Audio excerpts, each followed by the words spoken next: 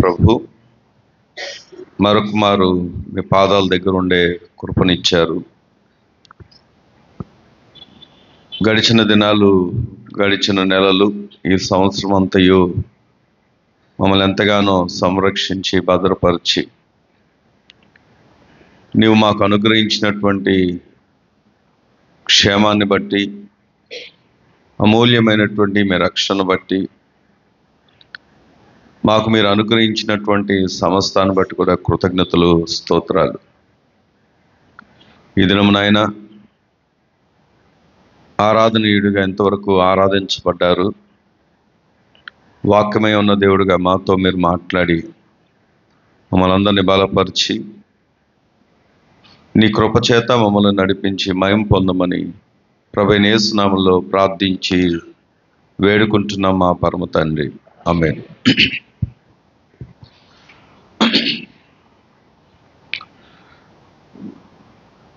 మనము 2024 ముగింపులోకి వెళ్ళిపోతూ ఉన్నాం. మరి 2025 ప్రారంభంకి సిద్ధపడుతూ ఉన్నాము. అలాగే మరి ముఖ్యంగా క్రిస్మస్ నెలలో ఉన్నాం. సహజంగా క్రిస్మస్ అంటే డిసెంబర్ 25 ఆ రోజు మాత్రమే అని కొంతమంది అనుకుంటారు. కొంతమంది ఏమో వ్యతిరేకించేవాళ్ళు, విభేదించేవాళ్ళు 25 బైబిల్లో ఎక్కడ ఉంది చూపించండి అని అడిగేవాళ్ళు కూడా ఉంటారు. కొన్ని దేశాల్లో ఒక నెలకే ఒక రోజుకు పరిమితం జరగదు, కానీ ముఖ్యంగా పాశ్చాత్య దేశాలు, ఫారిన్ కంట్రీస్లో నెలల తరబడి కూడా క్రిస్మస్ని జరుపుకుంటూ ఉంటారు. రీజన్ ఏంటంటే డేట్ కాదు ప్రాముఖ్యం, అక్కడ డేట్ రాయబడలేదు, సీజన్ రాయబడింది. దానికి క్రిస్మస్ సీజన్ అని పెడతారు. దాని కొరకు వారు ముందుగానే థ్యాంక్స్ గివింగ్ డేస్, అనగా దేవుడు ఇచ్చినటువంటి దాన్ని బట్టి కృతజ్ఞతగా వారి ప్రోడక్ట్సే కానీ ఇవన్నీ కూడా చాలా సేల్ నడుస్తూ ఉంటుంది ఫారిన్ కంట్రీస్లో. ఆనందమాసంగా దాన్ని సెలబ్రేట్ చేసుకుంటూ ఉంటారు. అయితే ఈరోజు ఈ విషయాన్ని ఎందుకు జ్ఞాపకం చేస్తున్నానంటే, మరి మనకు 24th నైట్ క్రిస్మస్ ఆరాధన ఉంటుంది. మరి ఆరాధనకి క్రిస్మస్ సందేశాన్ని ఇవ్వడానికి గెస్ట్ స్పీకర్ వస్తున్నారు. ఎలాగో క్రిస్మస్కి గెస్ట్ స్పీకర్ వస్తున్నారు కనుక ఆ రోజు క్రిస్మస్ సందేశాన్ని మనం ఎలాగో వింటాం. అయితే ఆ ఒక్కరోజుకే కాదు, కానీ మరి ఈ ఆనంద మాసంలో, అనగా ఈ క్రిస్మస్ సీజన్లో దేవుని గురించి ఎంత జ్ఞాపకం చేసుకుంటే అంత ఆశీర్వదించబడతాము అనడానికి ఈరోజు మరొకసారి ఒక దేవుని వాక్యాన్ని మనము చదువుకోబోతున్నాం. రండి, లూకాసు వార్త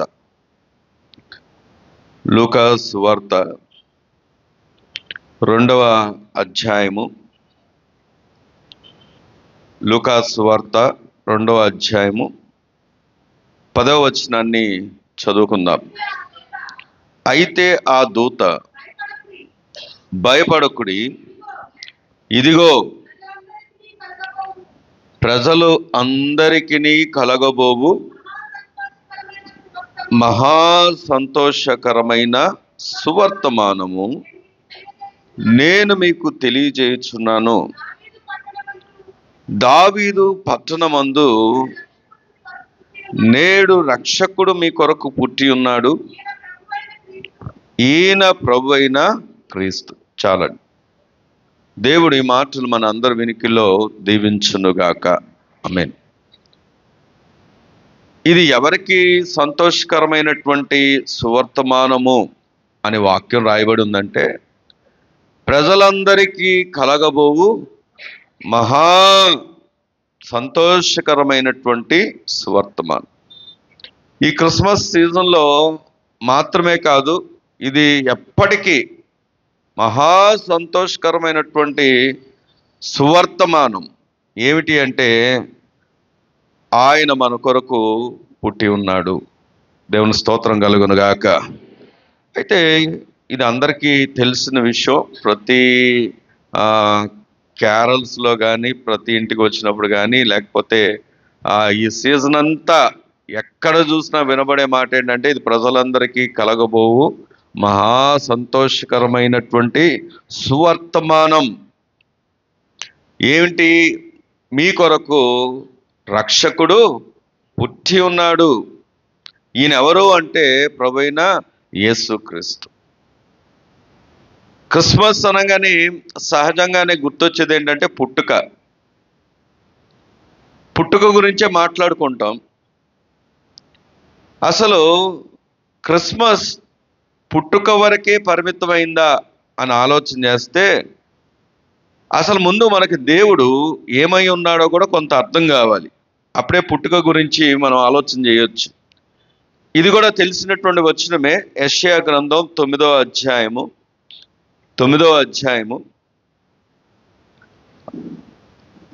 6వ వచనాన్ని కూడా మనం చదువుకున్నట్లయితే, ఏలయనగా మనకు శిశువు పుట్టెను, మనకు కుమారుడు అనుగ్రహింపబడెను, ఆయన భుజం మీద రాజ్యభారం ఉండెను, ఆశ్చర్యకరుడు, ఆలోచనకర్త, బలవంతుడైన దేవుడు, నిత్యుడగు తండ్రి, సమాధానకర్తయగు అధిపతి అని అతనికి పేరు పెట్టబడును. దేవుని స్తోత్రం కలుగును గాక. ఇక్కడ కూడా పుట్టుక గురించి రాయబడి ఉంది. కానీ పుట్టింది ఎవరు అంటే శిశువు. అక్కడ రాయబడిన మాట అదే కదా. కానీ పక్కనే ఒక వచనంలో రాయబడిన మాట ఏంటంటే, మనకు కుమారుడు అనుగ్రహించబడెను. పుట్టుకకు అనుగ్రహించబడడానికి ఏంటి వ్యత్యాసం అంటే, పుట్టుక అంటే అప్పుడు పుట్టడం, అనుగ్రహించబడడం అంటే ఇవ్వబడడం. ఇంతకీ ఎవరిచ్చారు మనకు అంటే, ఆయన పుట్టడానికి గల కారణం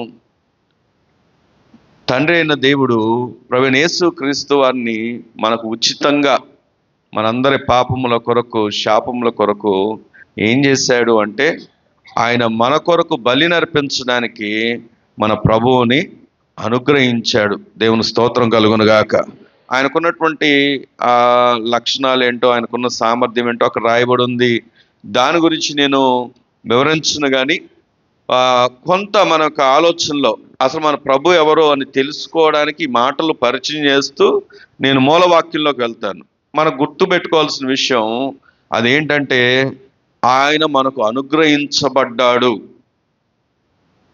చాలామంది పశువుల పాకలు వేస్తారు. నేను దాన్ని వ్యతిరేకించను. జ్ఞాపకం చేసుకోవడానికి వేసుకునే వాళ్ళు ఉంటారు, లేకపోతే ఈ ఆనందంలో ఒక గుర్తుగా, సంతోషంగా. కానీ చాలామంది ఆ పుట్టుక దగ్గర ఆగిపోతారు. క్రిస్మస్ అనగానే ఆ పుట్టుక దగ్గర ఆగిపోతారు. దానికి మించి ముందుకు వెళ్ళే ఆలోచనలు ఉండవు. ఎందుకు అంటే, ఇక్కడ ఆలోచన చేస్తే చూడండి, రోమీలకు రాసినటువంటి పత్రిక 9వ అధ్యాయము నేను మీ ముందుకు పరిచయం చేయాలనుకుంటున్నటువంటి విషయం ఏంటో ఈ వాక్యం ద్వారా మనం తెలుసుకుందాము. రోమీలకు రాసినటువంటి పత్రిక 9వ అధ్యాయము 5వ వచనాన్ని కూడా చూద్దాం. పితరులు వీరివారు శరీరమును బట్టి, చూడండి బైబిల్ చూస్తే అర్థం అవుద్ది మాట. శరీరమును బట్టి క్రీస్తు వీరిలో పుట్టాను. ఇప్పుడు ఆగండి. ఈ పుట్టుక ఏదైతే ఉందో దేని బట్టి? మనమందరం ఎలా వచ్చామండి భూమి మీదకి? శరీరమును బట్టి క్రీస్తు వీరిలో పుట్టాను అంటే, ఒక మానవుడిగా పుట్టడానికి ఆయన ఉపయోగించుకున్నటువంటి శరీరము భౌతికంగా ఆయన ఒక మానవుడిగా పరిచయం చేయడానికి జ్ఞాపకం చేస్తున్నాడు. మీకు తెలుసో తెలీదో, లేదా తెలుసు అని కూడా నేను అనుకుంటున్నాను. యేసుక్రీస్తు వారు అనగానే మనకు ఖచ్చితంగా తెలియాల్సిన సత్యం ఏంటంటే ఆయన 100% గాడ్, 100% మ్యాన్. అర్థమైందో లేదు? 100కు 100% ఆయన దేవుడు, అలాగే 100కు 100% ఆయన మానవుడు కూడా. 50%, 20%, 70% అంటే కాదు. ఆయన 100కి 100% గాడ్, 100కి 100% మ్యాన్. ఎందుకు? ఒక మానవుడి యొక్క జీవితంలో మరణం రావడానికి గల కారణం పాపం.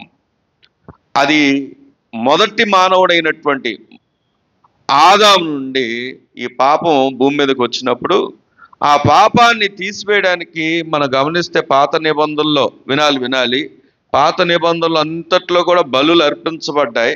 అందుకే కొంతమంది వ్యతిరేకించే వాళ్ళు అంటారు, మీ గ్రంథంలో బలులు లేవా, మీ దహన బలులు లేవా, ఆ బలులు లేవా అని వ్యతిరేకించే వాళ్ళు ఉంటారు. వాళ్ళకు అక్కడ దాకే అర్థం కాని సత్యం ఏంటి, అక్కడితోనే అయిపోయారు బలులు అనే మాట దగ్గర. కానీ దానికి మించి జరిగింది ఏంటంటే మానవుడి యొక్క పాపం ఏ జంతు బలి వల్ల, ఏ పక్షుల బలి వల్ల, దేని వల్ల కూడా తీర్చబడదని ఆయన మానవుడి యొక్క పాపానికి బలి అర్పణ ఒక మానవుడే పెట్టగలడని ఆయన 100% దేవుడై ఉండి కూడా 100% మానవుడిగా ఈ భూమి మీదకి వచ్చాడు. దేవుని స్తోత్రం కలుగును గాక. జంతు బలుల వల్ల లేకపోతే ఇతర బలుల వల్ల జరగని దాన్ని ఆయనే తన ప్రాణం పెట్టడానికి భూమి మీదకి ఆయన వచ్చాడు. మానవుడి యొక్క పాపం మొదటి యొక్క మానవుడి ద్వారా, ఆదాము ద్వారా వస్తే కడపటి ఆదాము అని రాయబడి ఉంది. ప్రభువైన యేసుక్రీస్తు వారికి ఇవ్వబడిన పేరు. కడపటి ఆదాము ద్వారా ఆ పాపం ఏమైందంటే తీసివేయబడింది. దేవుని స్తోత్రం కలుగును గాక. కాబట్టి ఈరోజు ఈ మాటను జ్ఞాపకం చేసుకుంటే, అంటే మనకు అర్థం కావాల్సింది అంటే పుట్టుక గురించే మాట్లాడుతూ ఉంటాం. కానీ దానికి మించి ఆలోచించాలి ఒక క్రైస్తవుడు. అదేంటో తెలుసా? పుట్టుక మాత్రమే కాదు, ఆయన అనుగ్రహించబడ్డం మాత్రమే కాదు. ఈ మాట చదువుకుందాం, 5వ వచనం. పితరులు వీరి వారు శరీరమును బట్టి క్రీస్తు వీరిలో పుట్టెను. ఈయన ఎవరు అంటే సర్వాధికారి అయిన దేవుడై ఉండి నిరంతరము స్తోత్రార్హుడై ఉన్నాడు. గట్టిగా దేవుని స్తోత్రం చెప్దామా? ఎప్పుడున్నవాడినా అదేంటంటే క్రిస్మస్ 2024 సంవత్సరాలకి యేసుక్రీస్తు వారు పుట్టారు గనక క్రిస్మస్ జరుపుకుంటున్నాం కదా. కాబట్టి యేసుక్రీస్తు వారు ఎవరు అంటే 2024 సంవత్సరాలకు మాత్రమే చెందిన దేవుడు కదా. ఇది లోకం అనుకుంటుంది.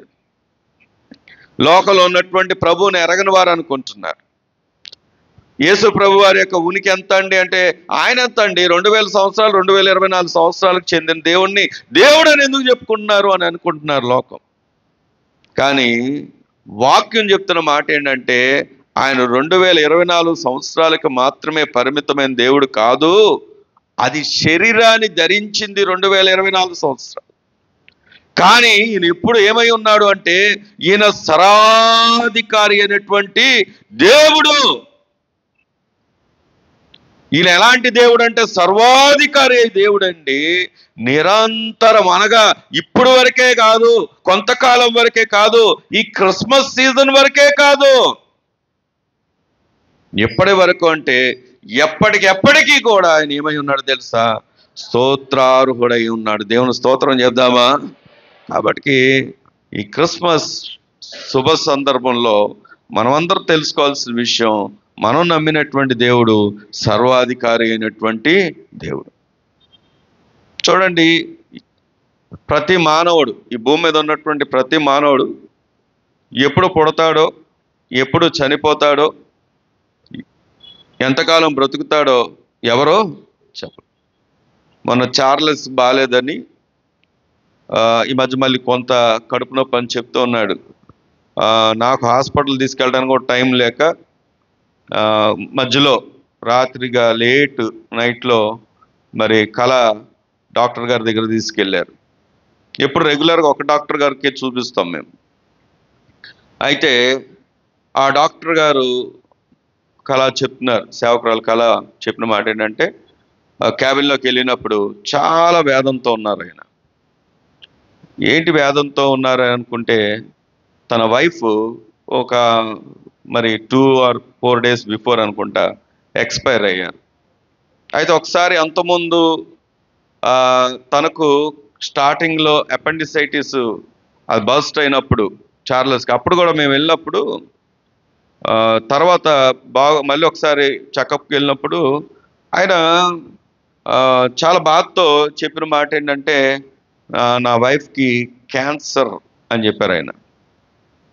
నా వైఫ్ క్యాన్సర్ అండి, ఆమెని చాలా జాగ్రత్తగా చూసుకుంటున్నాము అని చెప్పారు. చెప్పి ఆయన చెప్పిన మాట, మరి అదేంటండి మేము అడిగిన ప్రశ్నలు, మీరు డాక్టర్ గారండి, వాళ్ళ అబ్బాయిలు డాక్టర్స్, వాళ్ళ కోడళ్ళు డాక్టర్స్, ఇంట్లో అందరూ డాక్టర్సే, ఆమె తప్ప, వారి వైఫ్ తప్ప.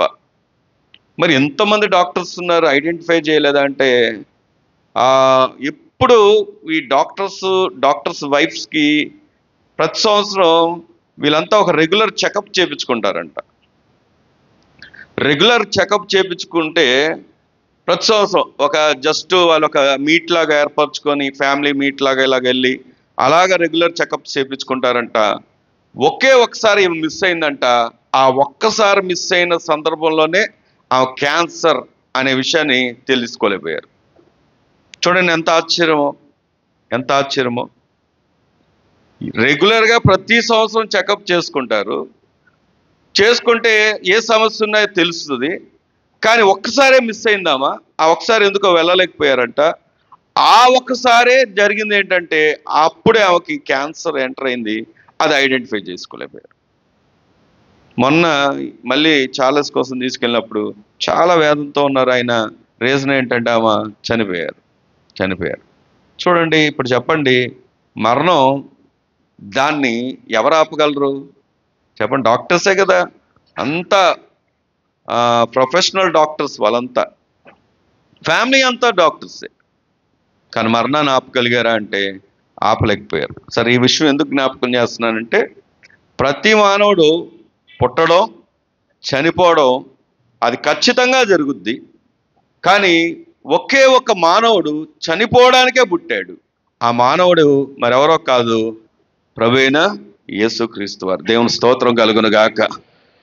అయితే ఆశ్చర్యకరమైన విషయం ఏంటంటే, సర్వాధికారి అయిన దేవుడని ఎందుకు జ్ఞాపకం చేసుకుంటున్నామంటే, ఆయన ఎప్పుడు పుట్టాలో, ఎక్కడ పుట్టాలో, ఏ స్థలంలో పుట్టాలో, ఎవరికి పుట్టాలో, తర్వాత ఎందుకొరకు పుట్టాడో, ఎలా చనిపోతాడో, ఎలా చనిపోయి తిరిగి లేస్తాడో, ఎలా పునరుద్ధరణ వేచి వెళ్ళి మళ్ళీ వస్తాడో చెప్పబడిన ఏకైక వ్యక్తి ఎవరైనా ఉన్నారంటే అది మనం నమ్ముకున్నటువంటి ప్రభువైన యేసుక్రీస్తు వారు. దేవుని స్తోత్రం కలుగును గాక.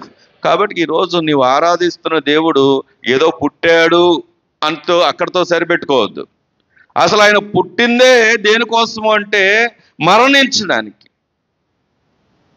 ఈ సత్యం తెలియక క్రైస్తవుల్ని వ్యతిరేకించేవారు, యేసు ప్రభు వారిని వ్యతిరేకించేవారు, మీ దేవుడు ఏం గొప్పడు, వేసుకోవడానికి వస్త్రాలు కూడా లేవా, 3 మేకులకు వేలాడుతున్నాడు, తనను తాను కాపాడుకోలేడా, ఇంకా తన్ను తాను కాపాడుకోలేని వాడు దేవుడు ఎందుకు అయ్యాడు?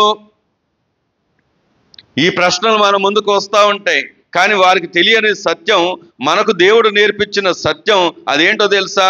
ఆయన సర్వాధికారి అయినటువంటి దేవుడు అయ్యుండి ఎందుకు ఆ 3 మేకులకు వేలాడవలసి వచ్చింది అంటే, నీ కొరకు నా కొరకు అసలు ఈ భూమి మీదకు వచ్చిందే ఆయన తన ప్రాణాన్ని పెట్టడానికి. దేవుని స్తోత్రం కలుగును గాక.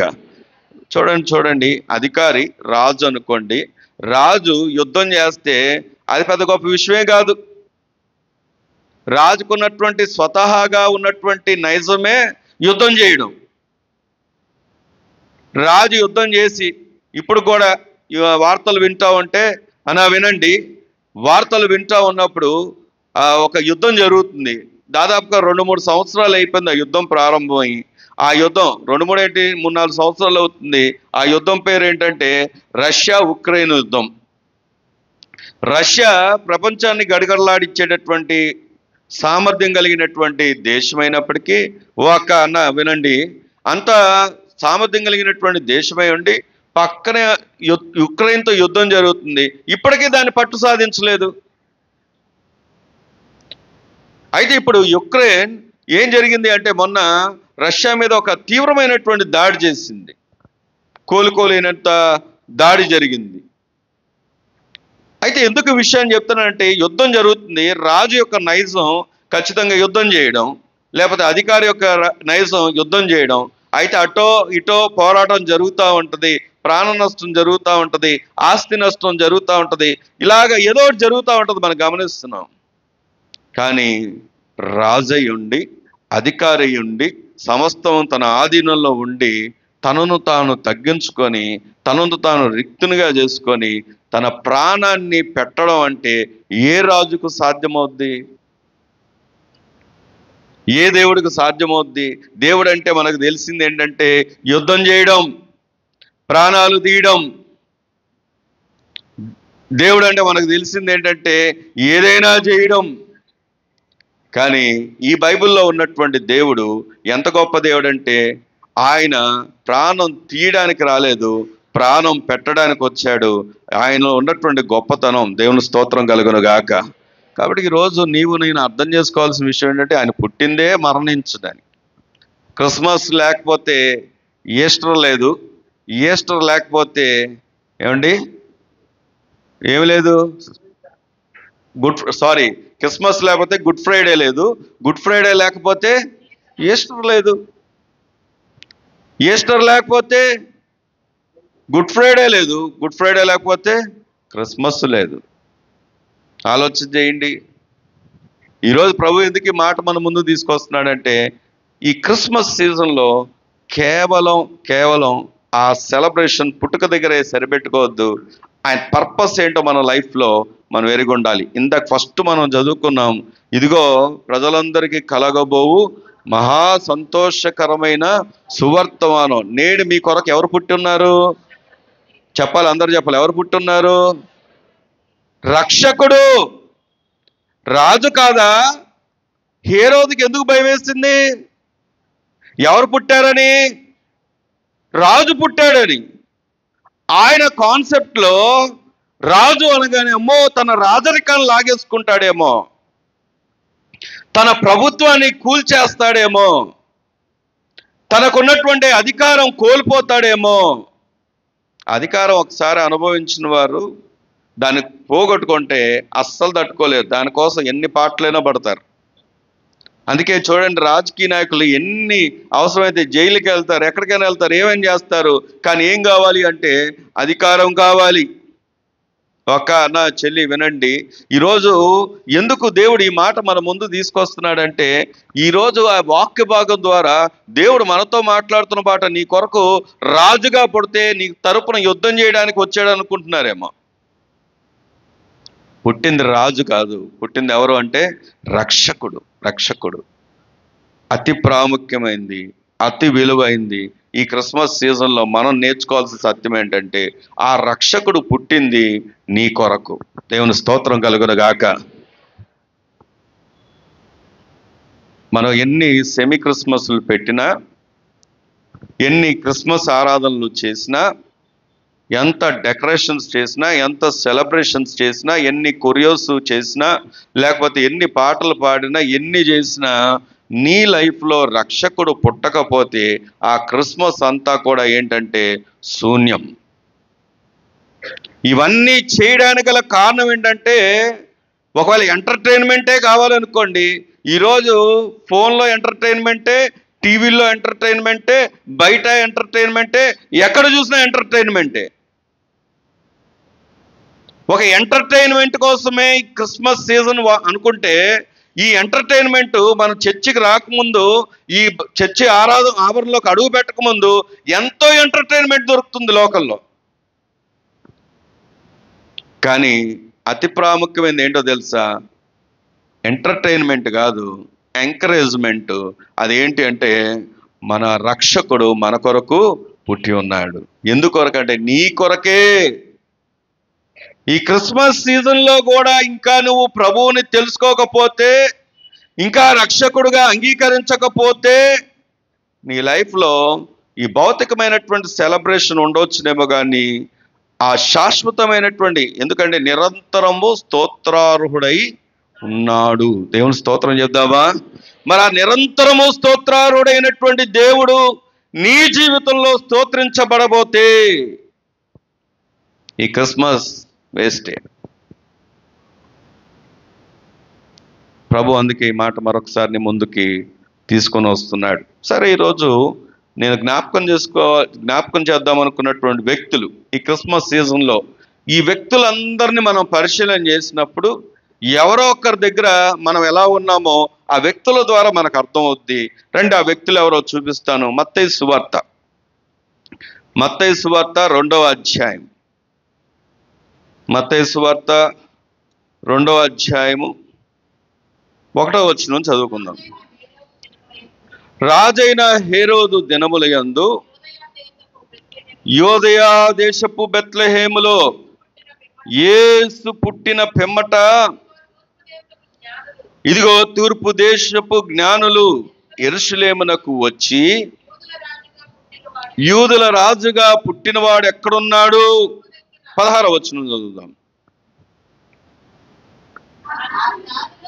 ఆ జ్ఞానులు తన అపహసరించి అని హేరోదు గ్రహించి బహు ఆగ్రహం తెచ్చుకొని తాను జ్ఞానుల వలన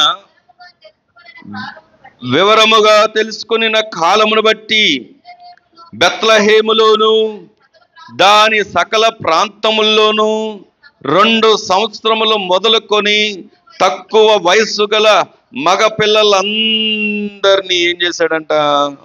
చాలండి. తర్వాత అక్కడ రాయబడి రామాలో అంగలార్పు వినబడింది. ఈ క్రిస్మస్ సీజన్లో దేవుడు మన ముందుకు తీసుకొస్తున్నటువంటి ఒక వ్యక్తి ఎవరు అంటే, ఇక్కడ చూస్తున్న ఒక క్యారెక్టర్ని. ఆయన ఎవరంటే హేరోదు రాజు. ఎవరమ్మా? హేరోదు రాజు. హేరోదు రాజు దగ్గరికి సువార్త వచ్చింది. ఏంటి సువార్త? ఎవరు పుట్టారని? రక్షకుడు పుట్టాడని. చూడండి ఎంత ఆశ్చర్యమో. దేవుడు ఎవరిని విడిచిపెడతాడంటే ఎవరిని విడిచిపెట్టాడు? వద్దన్నోని విడిచిపెట్టాడు, వ్యతిరేకించినోని విడిచిపెట్టాడు. నువ్వు వద్దు వద్దు వద్దు వద్దు అంటే నీ అంటే పడతా ఉంటాడు. ఎందుకంటే వాక్యం చెప్పిన మాట ఏంటంటే, ఆయనే మనల్ని మొదట ప్రేమించిన గనక మనము ఆయన్ని ప్రేమిస్తున్నాం. మనం ఏమనుకుంటామంటే, నేను ఆయన్ని ప్రేమిస్తున్నాను కనుక నన్ను ఆయన ప్రేమిస్తున్నాడు అనుకుంటాం. కానీ యోహాను మొదటి పత్రిక 5వ అధ్యాయం అనుకుంటా రాయబడి ఉంటుంది, చూడనక్కర్లేదు. కానీ మొదట ఆయనే మన ఏం చేస్తున్నాడంటే ప్రేమిస్తున్నాడు కనుక మనం ఆయన్ని ప్రేమిస్తున్నామంట. అందుకే దేవుడి ప్రేమ మన్ని ఈ భూమి మీద ఇంకా వెతుకుతానే ఉంది. ఈ భూమి మీద ఇంకా వెతుకుతుంది. ఎంతగా వెతుకుతుందంటే, నువ్వు ఏ మూలకి వెళ్ళినా, ఏ ప్రాంతంలో ఉన్నా, ఏ స్థలంలో ఉన్నా దేవుడు నీతో మాట్లాడుతూనే ఉన్నాడు. కారణం ఒకే ఒక్క కారణం, నిన్ను ఆయన ప్రేమిస్తున్నాడు. సరే, హేరోద్ దగ్గరకు వచ్చి ఆలోచన చేసినప్పుడు హేరోద్ దగ్గరికి సువార్త వచ్చింది. ఏమని? ఇదిగో ఒక రాజు పుట్టాడు. ఈయన అంటేనే రాజరికంలో ఉన్నాడుగా, ఇందాకే జ్ఞాపకం చేశాను కదా. ఈయన అనుకుంటున్నాడు, అమ్మో నా రాజ్యమును నా అధికారాన్ని తొలగించేస్తాడేమో. అందుకే ఈ జ్ఞానులకు చెప్పిన మాట ఏంటంటే, మీరు వెళ్ళి ఆయన సమాచారం నాకు తీసుకొని రండి. జరిగిందేంటి? వారు చెప్పడానికే పూనుకున్నారు. కానీ వారు చెప్పడానికి పూనుకున్నప్పటికీ దానికి గాడ్ అనగా దేవుడు ఎలవ్ చేశాడంటే, లేదు. చూడండి, ఆ వాక్యం చూపిస్తాను. ఎక్కడుందంటే 12వ వచనం చదవండి. తర్వాత హేరోదు నద్దకు వెళ్ళవద్దని స్వప్నమందు దేవుని చేత బోధింపబడిన వారు మరి యొక్క మార్గమున తమ దేశమునకు తిరిగి వెళ్ళారు. ఇప్పుడు వారికి దేవుని మాట వచ్చింది, హేరోదు దగ్గరకు వెళ్ళొద్దని చెప్పబడిన తర్వాత హేరోదు ఏం చేస్తున్నాడు అంటే, వీళ్ళు నన్ను మోసం చేశారు. అందుకే ఆ ప్రాంతంలో పుట్టినటువంటి 2 సంవత్సరాల లోపు వారందరిని, మగపిల్లల్ని ఏం చేయమన్నాడు? ఆయన చంపివేశాడు. ఇప్పుడు వినండి, ఎందుకు ఈ క్యారెక్టర్ మనం జ్ఞాపకం చేసుకుంటున్నాం అంటే, ఇంతకీ హేరోదుకి యేసు ప్రభువారు పుట్టారన్న సంగతి, ఆ శుభవర్తమానం తెలుసు అంటారా, తెలియదంటారా? తెలుసు. సరే, ఈ సంవత్సరపు ముగింపులో దేవుడు నిన్ను కూడా ఒక ప్రశ్న వేస్తున్నాడు. ఏంటి ఆ ప్రశ్న అంటే, యేసు ప్రభు వారు ఈ భూమి మీదకు వచ్చిన కారణం నీకు తెలుసంట, తెలియదంటారా? తెలుసు. మీ మమ్మీ డాడీ ఎప్పుడు చెప్పలేదా? సంఘంలో ఎప్పుడు వినబడలేదా? వాక్యం ఎప్పుడు నీ ముందుకు రాలేదా? ఎప్పుడు నీకు దేవుడు పరిచయం కాలేదా? అయినప్పటికీ హేరోదు దాన్ని యాక్సెప్ట్ చేయలేదు. దానికి ఒక పేరు పెట్టుకుంటే, దానికి ఉన్నటువంటి పేరేంటో తెలుసా? అన్బిలీవ్. అంటే ఏంటో తెలుసా? అవిశ్వాసం. ఆయనకి ఏమి లేదు, విశ్వాసం ఉందా? జ్ఞానులకు విశ్వాసం కలిగింది, అక్కడ ఉన్నటువంటి క్యారెక్టర్స్ అందరికి విశ్వాసం కలిగింది. కానీ ఒకే ఒక వ్యక్తి కఠినంగా ఉండడానికి రీజన్ ఏంటంటే, ఆయన ఏం చూశాడంటే అధికారం. ఉన్నారా ఇక్కడే? ఈరోజు ఈ సెలబ్రేషన్స్లో వెళ్ళబోతున్నటువంటి మనందరికీ తెలియాల్సిన విషయం ఏంటంటే, నువ్వు నిజంగా ఇంకా ప్రభువుని రక్షకుడిగా అంగీకరించబోతే దానికి ఆటంకం ఏంటో ఒక ప్రశ్న ఈరోజు నీ హృదయంలో కలగాలి. దేన్ని బట్టి నేను దేవుని దగ్గరకు రాలేకపోతున్నాను? దేన్ని బట్టి నేను దేవుణ్ణి అంగీకరించలేకపోతున్నాను? మరి ఇంత సెలబ్రేషన్స్లో ఎంత మనం మైకులు పెడుతున్నాము, అరేంజ్మెంట్ చేస్తున్నాం, స్టేజీలు కడుతున్నాం, అక్కడ వాక్యం ప్రకటిస్తుంటే పక్కకి వెళ్ళిపోయి గేమ్స్ ఆడుతున్నారు, ఫోన్లు చూస్తున్నారు. ఎంత బాధాకరమైన విషయం అంటే, ఓ పక్క నీ గురించే సాక్ష్యం వినబడుతుంది, కానీ సందులోకి వెళ్ళి కూర్చొని నువ్వేం చేస్తున్నావు?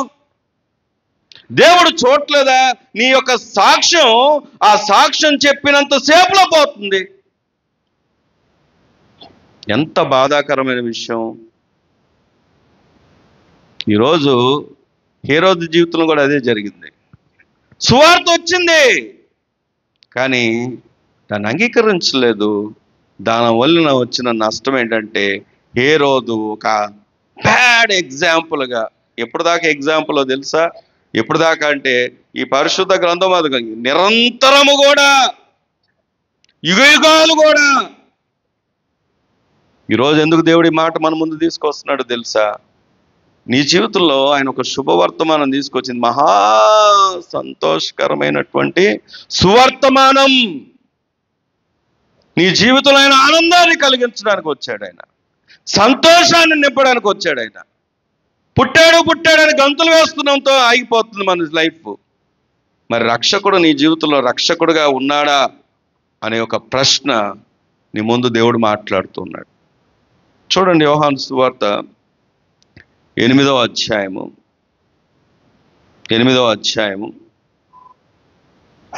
43వ వచనాన్ని కనుక మనం చదువుకుంటే, మీరేలా నా మాటలు గ్రహింపకున్నారు, మీరు నా బోధ విననేరుకు ఉండుట వల్లనే కదా. మీరు ఒక్క మాట వినని వారు ఎవరి సంబంధాలు చెప్పండి? తమ్ముళ్ళు, వినని వారు ఎవరి సంబంధాలు? మీరు ఎవరి సంబంధంలో అని చెప్పుకుంటున్నాం మనం? ఏమండి, ఫలానా కర్మేల్ ఫేత్వం, ఫలానా సంఘం, బయట ఒక బోర్డు కూడా ఉంటుంది, జీవము కలిగిన దేవుని సంఘం. యేసు ప్రభు బిడ్డలు అని చెప్పుకుంటున్నాం మనం. బైబిల్ అలా చెప్పట్లేదు. ఎవరైతే ఆయన్ని మాట వినరో, ఆయన చెప్పిన ప్రకారం నడుచుకోరో, సువార్తను అంగీకరించరో, దాని ప్రకారం బ్రతకరో, అసలు ఆ రక్షకుడిగా హృదయంలోకి స్వీకరించరో, దేవుని వాక్యం వారిని పిలుస్తున్నటువంటి మాట ఏంటంటే, మీరు మీ తండ్రి యగు అపవాది సంబంధులు. ఇప్పుడు చెప్పండి, ఎవరి పిల్లలం మనం? బాప్తిజం ఇచ్చేటప్పుడే, కౌన్సిలింగ్ ఇస్తున్నప్పుడు, యేసుక్రీస్తు అని రక్షకుడిగా అంగీకరిస్తున్నావు, నీలో కోపం చనిపోవాలి, నీలో పాపము విడిచిపెట్టాలి. ఆ రోజే నీ లైఫ్లో ఎన్నో విషయాలు పంచుకుంటూ ఉంటాం కదా, మరి లైఫ్ చేంజ్ ఉందా? దేవుని సన్నిధిలో గడిపామా? ఈ సంవత్సరం అంతా దేవునికి ఇష్టంగా బ్రతికామా? అసలు మనం చూసి ఒక ఎగ్జాంపుల్ చెప్పగలుగుతున్నారా? మా అక్క వాళ్ళు ఇక్కడికి కాకినాడ నుండి విజయవాడ వచ్చేసారు. మేము ఇల్లు చూడడానికి వెళ్ళాం. ఇల్లు చూడడానికి వెళ్ళినప్పుడు ఒక ఇంటి ముందు తులసి మొక్క పెట్టుంది. మేము చూద్దాం అనుకున్న ఇంటికి ఆనుకొని ఇల్లు తులసి మొక్క పెట్టుకొని ఉంది. ఆ ఇంటికి ఆ మొక్కకంతా పూలు, తర్వాత పసుపు ఇవన్నీ రాస్తున్నాయి. ఆ పక్కన ఉన్నటువంటి వ్యక్తి పెద్ద బొట్టు పెట్టుకొని ఉన్నారు. మా అక్క వాళ్ళు కొద్దిగా ముందుగానే భయపడతారు. ఎందుకు భయపడతారు అంటే వాళ్ళకి అలాగా ఉండడం అంటే కొంత భయం. నేను అనుకున్నాను మనసులో, అమ్మో ఇంకా ఖచ్చితంగా ఇల్లు వద్దంటారు అని అనుకున్నాం. సరే ఒక నెల అడ్జస్ట్మెంట్ వరకన్నా ఉండండి అని ముందుగా నేను బలపరుస్తూ తీసుకెళ్ళా. అయితే ఎందుకు ఈ విషయాన్ని జ్ఞాపకం చేస్తున్నానంటే, ఇంటి ఓనర్ గారు కూడా అన్యులే. వాళ్ళు కూడా అలాగే పెద్ద పెద్ద బొట్లు అలాగ ఉన్నారు. ఇంటి ఓనర్ గారు కూడా యువతలిల్లు పై ఇల్లు అందరూ విగ్రహారాధికులే. చూడడానికి బాగా నిష్టగా విగ్రహారాధన చేసేవారు వాళ్ళు. నేనైతే ఖచ్చితంగా అనుకున్న మాట ఏంటంటే, వీళ్ళు ఖచ్చితంగా అక్కడ ఉండంట అని అనుకున్నాను. వాళ్ళని ఒప్పించడానికి ఒక్క నెల ఓపిక పట్టండి, ఇంకెక్కడన్నా చూద్దాం, ముందు మనకు పరిస్థితి లేదు కదా అని చెప్పి తీసుకెళ్ళాను. ఇప్పుడు మా అక్క వాళ్ళ ద్వారా వినబడే సాక్ష్యం ఏంటంటే, ఇంటి ఓనర్ గారు చాలా మంచివాళ్ళు.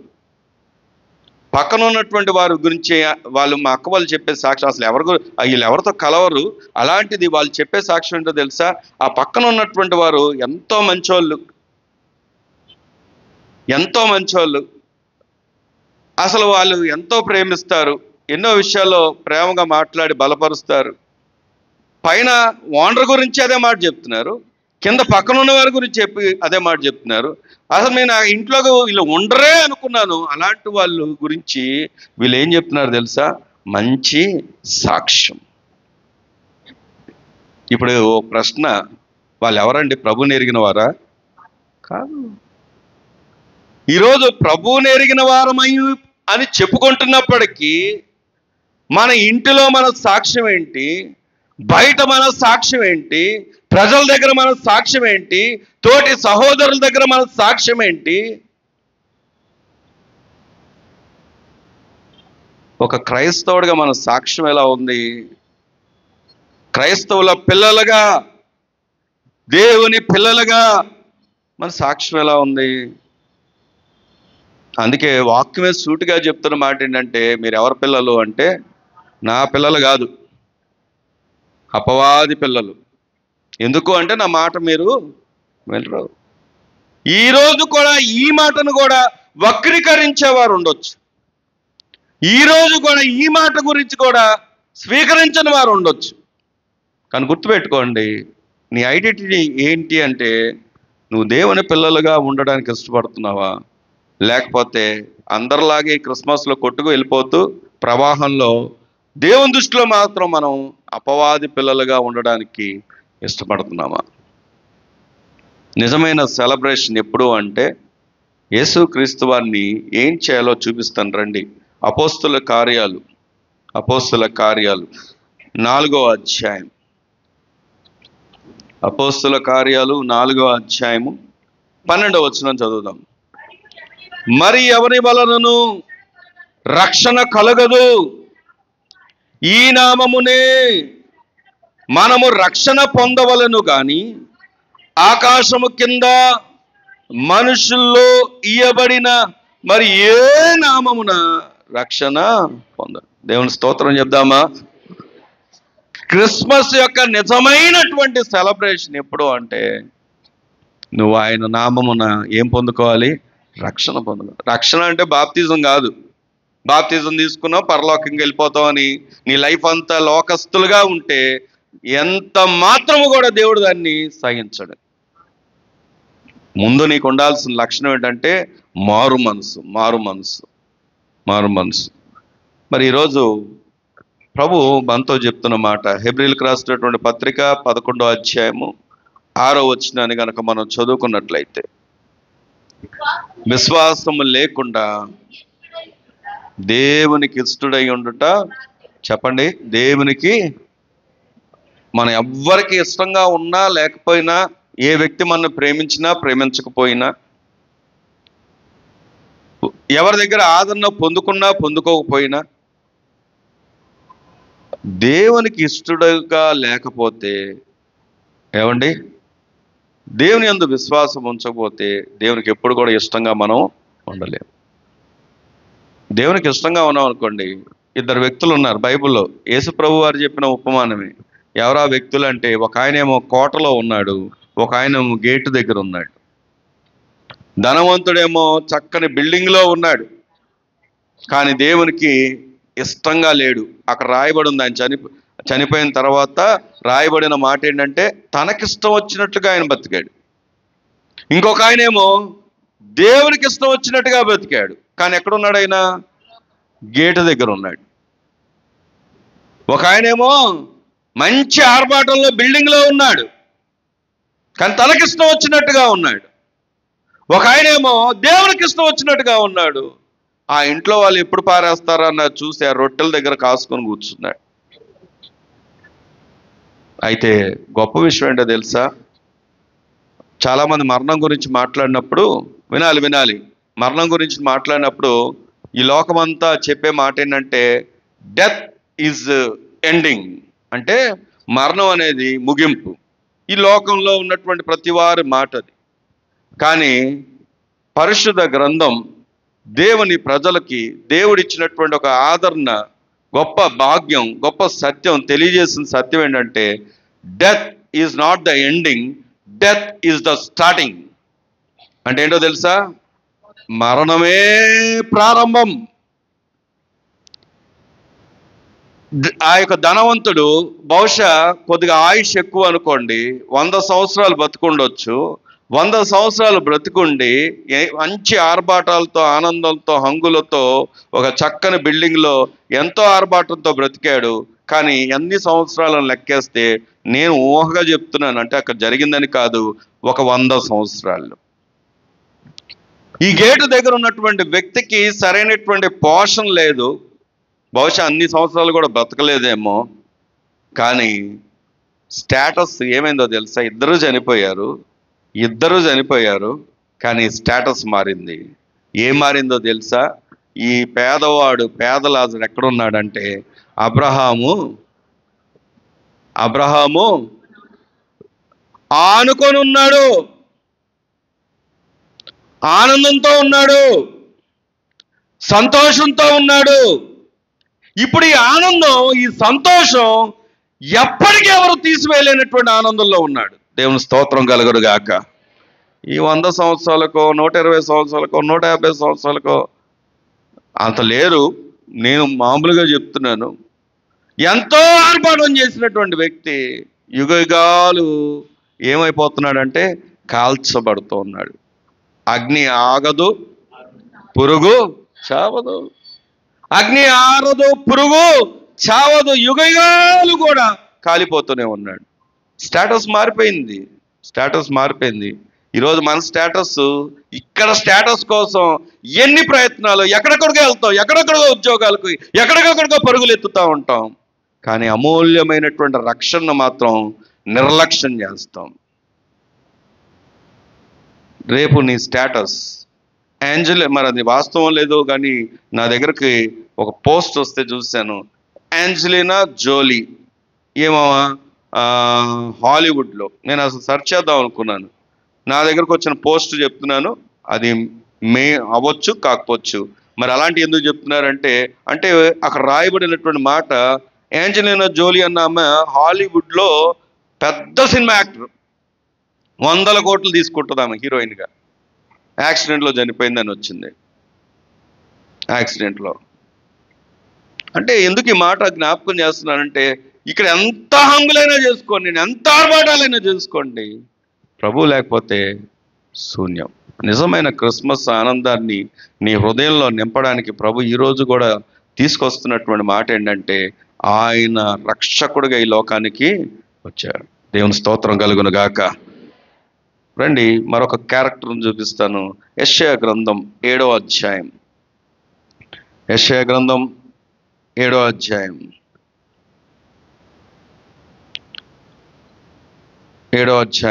14వ వచనం చదువుకుందాం. కాబట్టి ప్రభు తానే మీకు ఒక సూచన చూపును, ఆలకించుడి.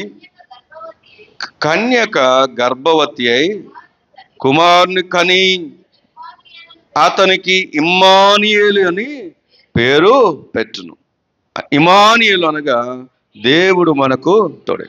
ఒక్క మాట సూటిగా వినండి. ఇక్కడ ఇమ్మానుయేలు అని పేరు పెట్టబడును అని రాయబడి ఉంది. ఇమ్మానుయేలు అనే పేరు కూడా రాయబడి ఉంది. ఎంతకీ ఇది చెప్పిన వారు ఎవరు? నా ప్రశ్న అర్థమైందా? మనం చదువుతుంది పాత నిబంధన, నూతన నిబంధన?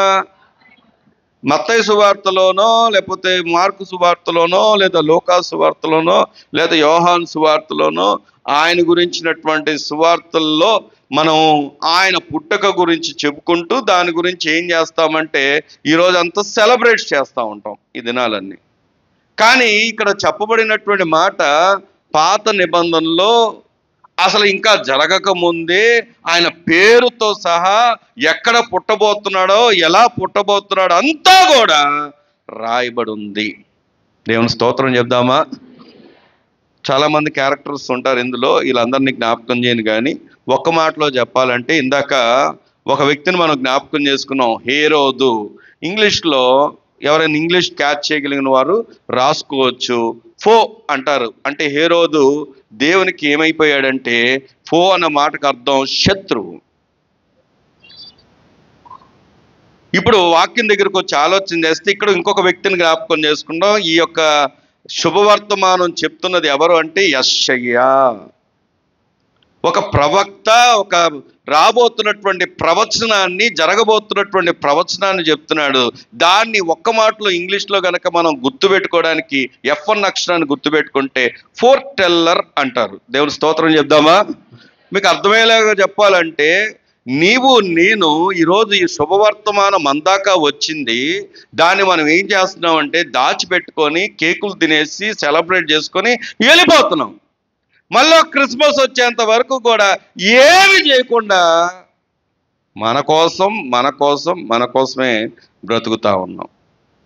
కానీ ఇక్కడ భక్తులు వారి ముందుకు వచ్చినటువంటి సూచనని, వారి ముందుకు వచ్చినటువంటి దేవుని మాటను, వారి ముందుకు వచ్చినటువంటి సత్యాన్ని వాళ్ళు ఏం చేశారంటే ప్రకటించారు. గట్టిగా దేవుని స్తోత్రం చెప్దామా? నిజమైన క్రిస్మస్ ఎప్పుడో తెలుసా? నీ ద్వారా ప్రభు నామము ఏం చేయబడాలి అంటే ప్రకటించబడాలి. మీ పక్కన చెప్పండి ఆ మాట. ఏం చేయాలి? మనం ప్రకటించాలి.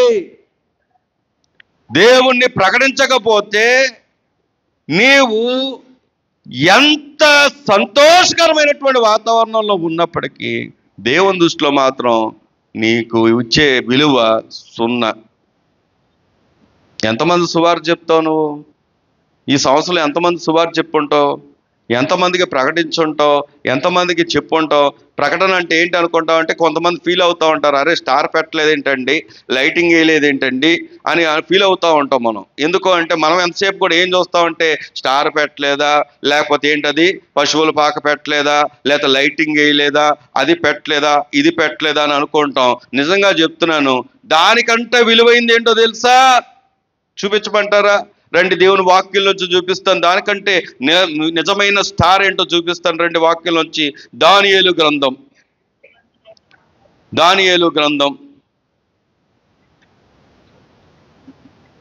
12వ అధ్యాయం, పేజ్ నంబర్ 744. నువ్వు పెట్టాల్సిన స్టార్ ఏంటో ఒకసారి వాక్యంలో చూద్దాం.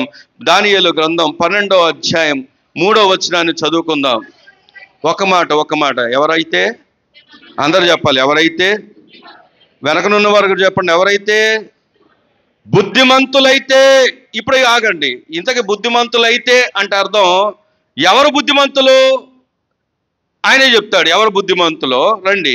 బుద్ధిమంతులైతే ఆకాశ మండలములోని జ్యోతులను పోలిన వారై. జ్యోతులనగా ఏంటో తెలుసా? స్టార్స్ ను పోలిన వారై ప్రకాశించెదరు.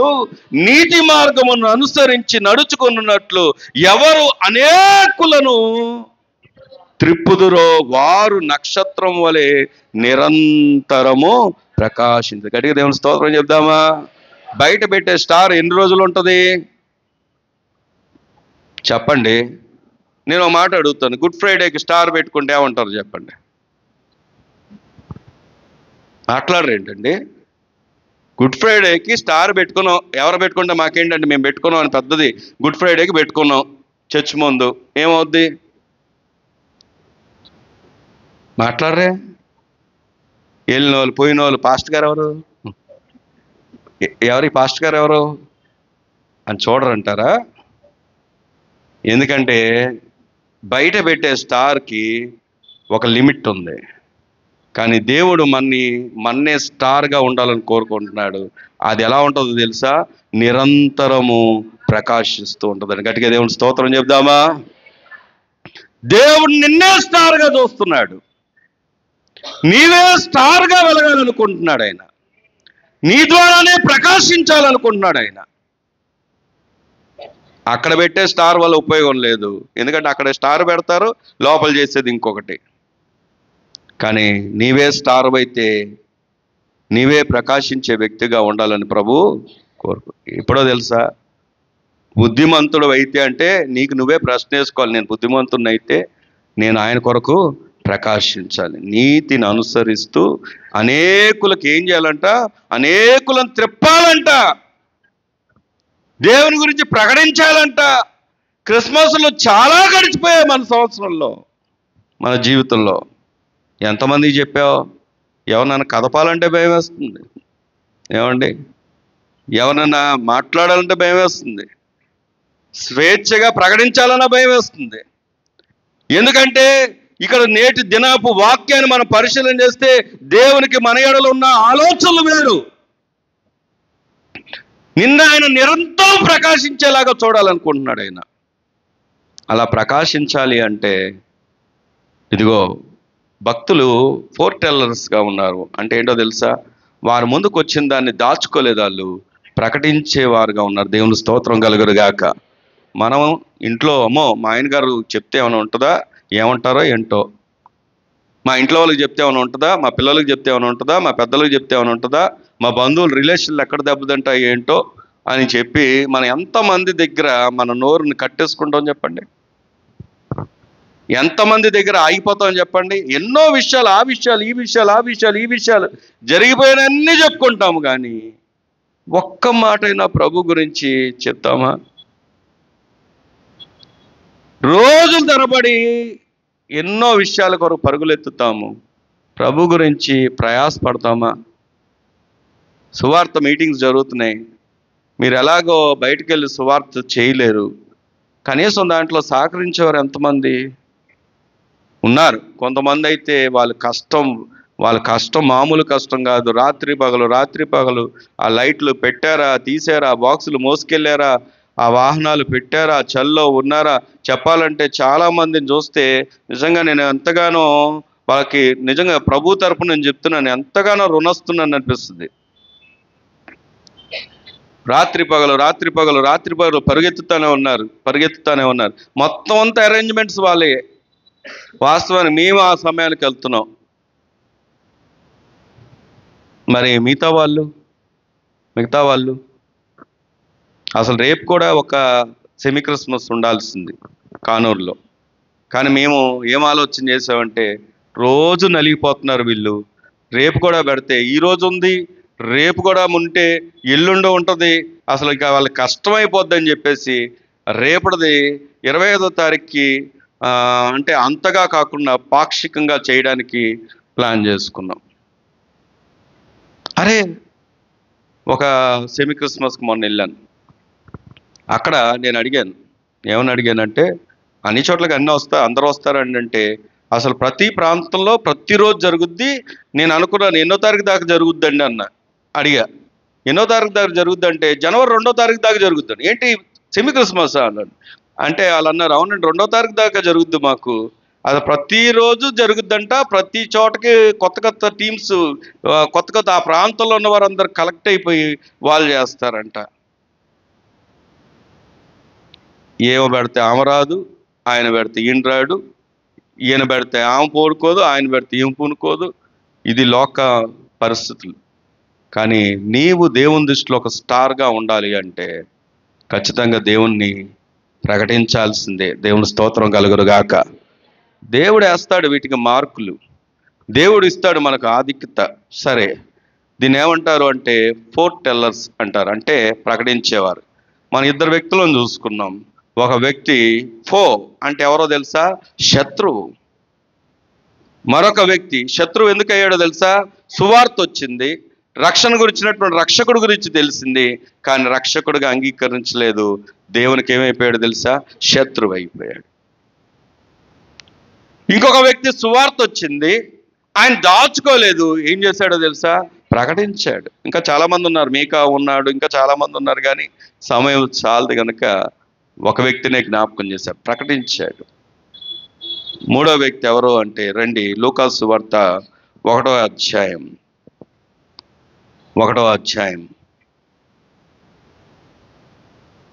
5వ వచనాన్ని గనక చదివితే, యోదయ దేశపు రాజైన ఏ దినాల్లో చెప్పండి? ఇందాక కూడా ఫస్ట్ ఎవరిని జ్ఞాపకం చేసుకున్నాం? ఏ రోజునే జ్ఞాపకం చేసుకున్నాం. ఏ రోజు దినములలో అబియా తరగతిలోనున్న జకరయ్య అని ఒక యాజకుడు ఉండెను. అతని భార్య అహరోను కుమార్తెలలో ఒకతే, ఆమె పేరు ఎలిజబెత్. వీరిద్దరు ప్రభు యొక్క చూడండి ఏం చేస్తున్నారంట? అనలో ఏం చేస్తున్నారంట? వీరంట ప్రభు యొక్క సకలమైన ఆజ్ఞల చొప్పునను న్యాయ విధుల చొప్పునను నిరపరాధులుగా నడుచుకొనుచు దేవుని దృష్టికి ఏమై ఉన్నారు చెప్పండి? గట్టిగా దేవుని స్తోత్రం చెప్దామా? ఎవరి దృష్టికి? ఏ దినాల్లో? అంత కఠినాత్ముడైనటువంటి వ్యక్తి ఉన్న దినాల్లో ఒక భార్యాభర్తలు, అది కూడా పిల్లలు లేరు, పిల్లలు లేకుండా వృద్ధాప్యంలో ఉన్నారు, కానీ దేవుని దృష్టిలో మాత్రం వారు ఏమై ఉన్నారు తెలుసా? నీతిమంతులై ఉన్నారు. క్రిస్మస్ క్రిస్మస్ క్రిస్మస్ అని గంతులు వేస్తున్నటువంటి ఈ లోకంలో, ఈ సమాజంలో, మనలో కూడా నిజంగా ఒక మాట అడుగుతున్నాను, నిజమైన క్రిస్మస్ ఎప్పుడో తెలుసా? దేవుని దృష్టికి మనం ఏమై ఉండాలి చెప్పండి? నీతిమంతులై ఉండాలంట. దేవుని స్తోత్రం చెప్దామా? నిజమైన క్రిస్మస్ అంటే ఫెయిత్ఫుల్. మూడో ఎఫ్ అన్నమాట ఇది.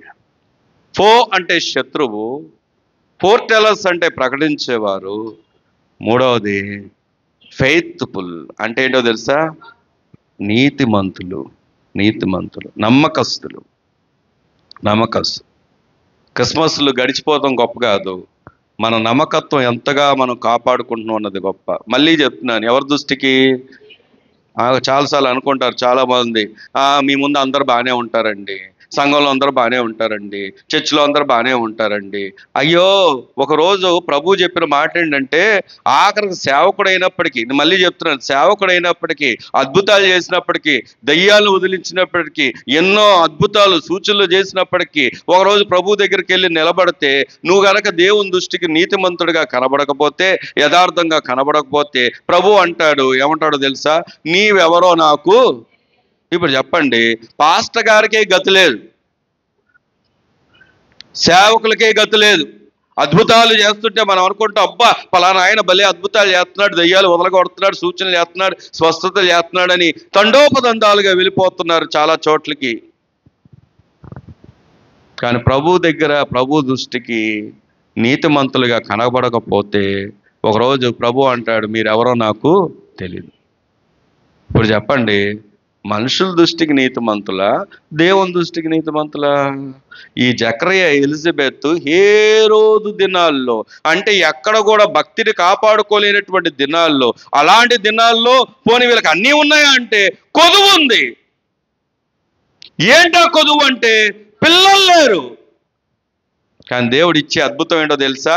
నమ్మకత్వాన్ని కాపాడుకున్నప్పుడు, దేవుని దృష్టికి యథార్థంగా ఉన్నప్పుడు, బాప్తీసం ఇచ్చు యోహాను వీరి గర్భంలోంచి వచ్చాడు. ఎంత గొప్ప భాగ్యం అంటే ఆయన యేసు ప్రభు వారికే బాప్తీసం ఇచ్చే వ్యక్తిగా వచ్చాడు. దేవుని స్తోత్రం చేద్దావా? మార్గం సిద్ధపరచడానికి వచ్చినటువంటి వ్యక్తిని వారి గర్భంలో ఉంచాడు దేవుడు. ఈరోజు ఒక శుభవర్తమానం చెప్పనా? నువ్వు దేవుని దృష్టికి యథార్థంగా ఉంటే నీకున్న కొదువును తీర్చగలిగిన ఏకైక సామర్థ్యం కలిగినటువంటి దేవుడు ఎవరైనా ఉన్నారంటే మన ప్రభు అయిన యేసుక్రీస్తు వారు. దేవుని స్తోత్రం కలుగును గాక. అందుకే ప్రభు మన దగ్గర కోరుకుంటున్నటువంటి లక్షణం ఏంటంటే, కొరింథీ మొదటి పత్రిక 4వ అధ్యాయం చూద్దాం. చూడండి, కొరింథీ మొదటి పత్రిక 4వ అధ్యాయం 4వ అధ్యాయం 1వ వచనం చదువుదాం. ఇలాగున క్రీస్తు సేవకులమనియు దేవుని మర్మముల విషయములు గృహ నిర్వాహకులమనియు. చెప్పండి. ఇక్కడ ఒక సేవకుడు చెబుతున్నటువంటి మాట ఏంటంటే, మేము క్రీస్తు సేవకులము, అంత మాత్రమే కాదు, దేవుని మర్మం విషయంలో ఎవరో అంటే గృహ నిర్వాహకులం. గృహ నిర్వాహకులు అంటే ఎవరో తెలుసా? మేనేజర్స్. దేవుని యొక్క గృహానికి మేనేజర్స్ మనం అందరం. దేవుని స్తోత్రం చెప్దామా? మేనేజర్ పని ఏంటి చెప్పండి?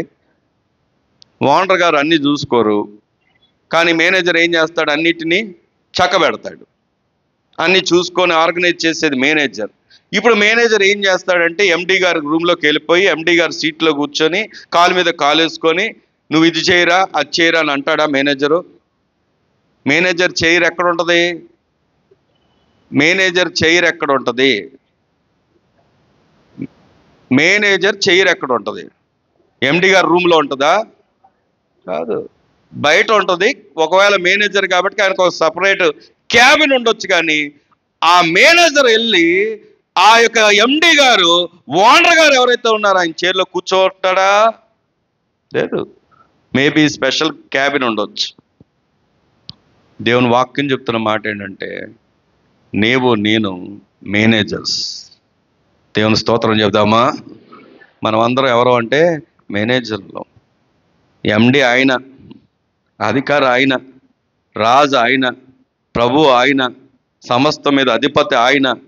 మన మేనేజర్స్ మాత్రమే. అయితే ఆయన ఏం కోరుకుంటున్నాడు తెలుసా? మరియు గృహ నిర్వాహకుల్లో ప్రతి వాడును, చెప్పండి ఎవరంట? ఒక్కడ కాదు, ప్రతి వాడు ఏమై ఉండాలంట?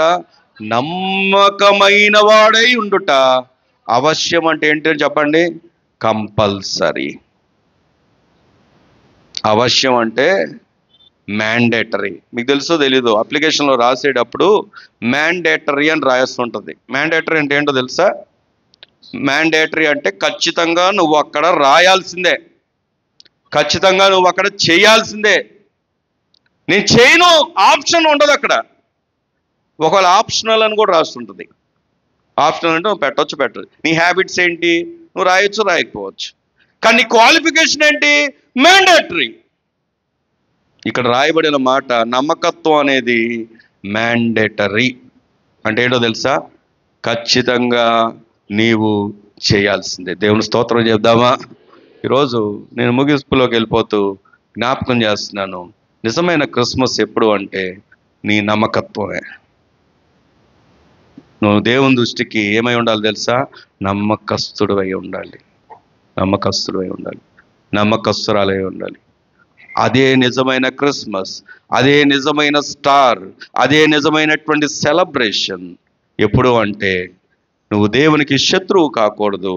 దేవునికి ఏమైవ్వాలి చెప్పండి? నమ్మకస్తులు అయిపోవాలి. నమ్మకస్తులు. దేవుణ్ణి ఎవరు నమ్మకస్తులు అవుతారంటే, ఎవరు ప్రకాశిస్తారంటే దేవుణ్ణి ఎవరైతే ప్రకటిస్తారో. నేను మళ్ళీ జ్ఞాపకం చేస్తున్నాను, స్టార్ పెట్టడం, లైటింగ్ వేయడం, లేకపోతే కొరియర్స్ వేయడం, పాటలు పాడడం, ఇవన్నీ నేను వద్దని చెప్పట్లేదు. ఎందుకు అంటే ఇవన్నీ కూడా ఆయన ప్రకటించడానికి మనం ఉపయోగించుకుంటున్నటువంటి సాధనాలు మాత్రమే. ఇవి లేకపోతే లేదు అని అనుకోవద్దు. కానీ అవన్నీ ఎందుకోసం అంటే ఆయన కొరకు ఆకర్షితులుగా అనేకులు నడిపించడానికే. కానీ ముఖ్య థీమ్, మెయిన్ థీమ్ ఏంటో తెలుసా? మన జీవితంలో ఖచ్చితంగా ఉండాల్సింది రక్షణ. ఆయన ప్రకటించడం. ఎవరు హృదయాల్లో అయితే ఆయన రక్షకుడిగా ఉదయిస్తాడో అదే నిజమైన క్రిస్మస్. ఇంకా ప్రభువుని అంగీకరించకుండా అన్ని సెలబ్రేషన్స్ చేసుకుంటూ వెళ్ళిపోతూ ఉంటే, ఒకవేళ మీరు దేవుని దృష్టిలో అపవాది సమాధులుగా ఉండడం ప్రభువుకి ఇష్టం లేకే ఈరోజు ఈ వాక్య సందేశాన్ని ముందుకు వచ్చింది.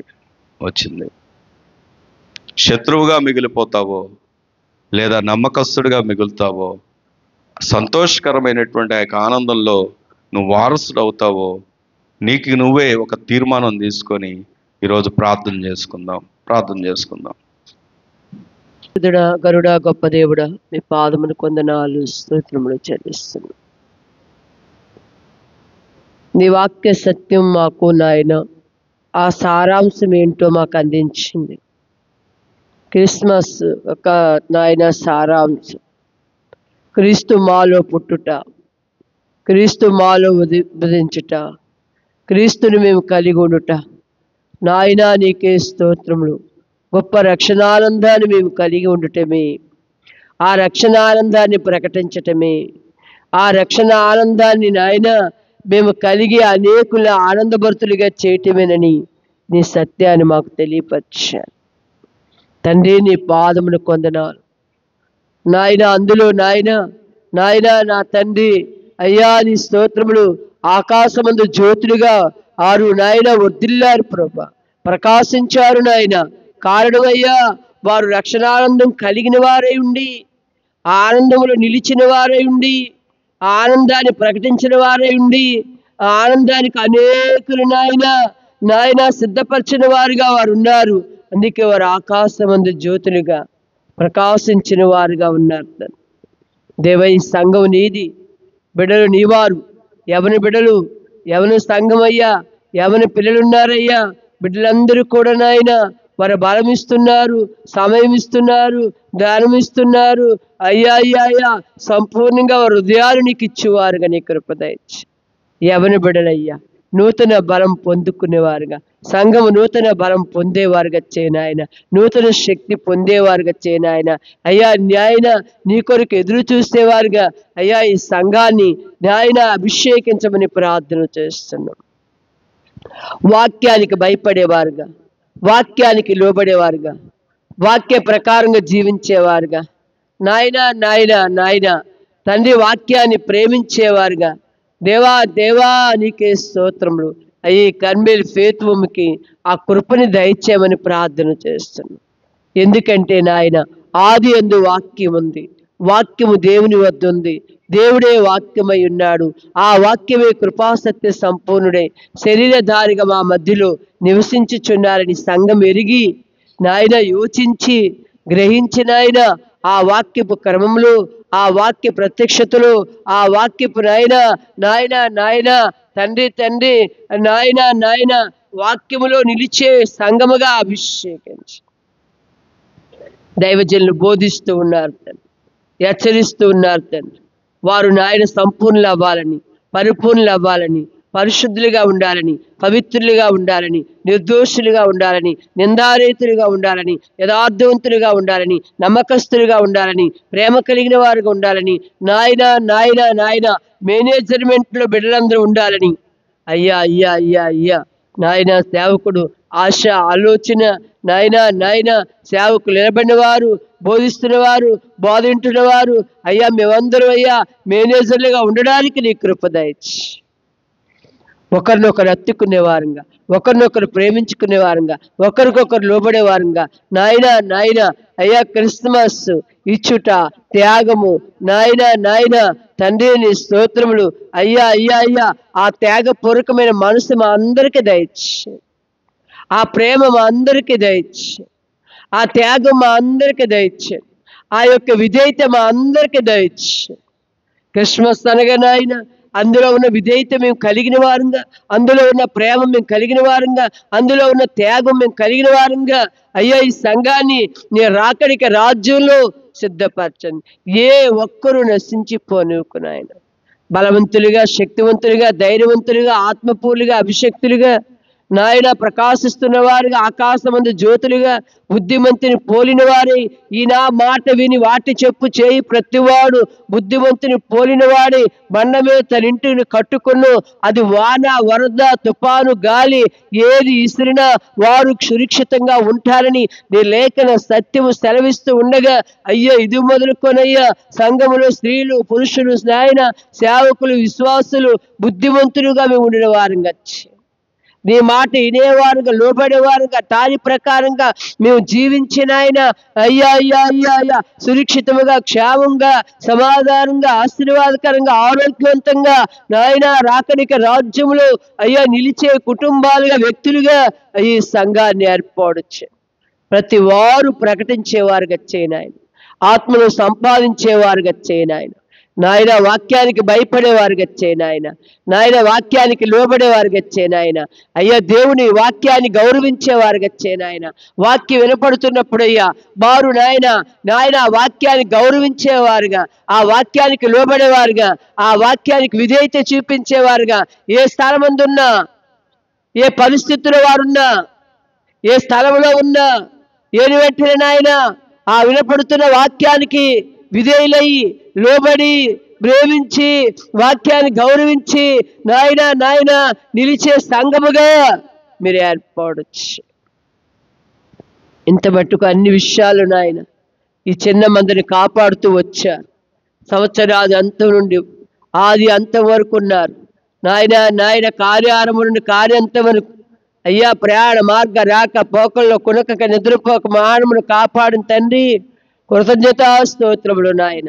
బిడ్డలు నాయన నాయన నాయన విద్యా అభ్యాసాలు, ఉద్యోగాల్లో, వ్యాపారాల్లో, చేతి పనుల్లో నాయన నాయన గర్భఫలాలు, భూఫలాలు అయ్యా కలిగిందంతా సంపూర్ణంగా దీవెనకరంగా, ఆశీర్వాదకరంగా, ఆరోగ్యవంతంగా నీ భద్రతలో, నీ కాపుదలలో ముద్రించమని ప్రార్థన చేస్తున్నా. ప్రతి నోట నవ్వునివ్వండి, ప్రతి రాబడి అధికం చేయండి నాయన. వారు కలిగిందంతా నువ్వు కంచి వేయండి నాయన. నాయన నీకే స్తోత్రాలు చెల్లిస్తూ ఈరోజు నాయన సాయంకాలం జరగబోతున్న అయ్యా సెమీ క్రిస్మస్ ఆరాధన అయ్యా అదిగో ఆరారుపేట నాయన బిడ్డలు ఎంతో ప్రయాసతో, భారంతో, బాధ్యతతో, ప్రేమతో నాయన నాయన సహకరిస్తూ ఉండగా ఆ ప్రాంతాన్ని కదిలించండి, మండించండి, వెలిగించండి.